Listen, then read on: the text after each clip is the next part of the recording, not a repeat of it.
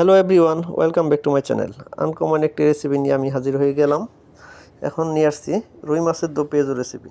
তো প্রথমে দিয়েছি তেল, তারপর দিয়েছি পেঁয়াজটাকে আমি বাদামি কালার করে ভেজে নিয়েছি। দেখেন, আপনারা অবশ্যই চেষ্টা করবেন এরকম বাদামি কালার করে ভেজে নেওয়ার জন্য। তারপর দিয়ে দিলাম আমি হালকা একটু পানি দিয়ে এটাকে 1 মিনিট কুক করেছি। এরপর দিয়ে দিলাম কয়েকটা কাঁচামরিচ, হালকা একটু আদা রসুন বাটা, স্বাদ মতো লবণ, হালকা পরিমাণ মতো হলুদ, মরিচ, ধনিয়া, জিরা দিয়া মশলাটাকে আমি সুন্দর করে কুক করব 5 মিনিট।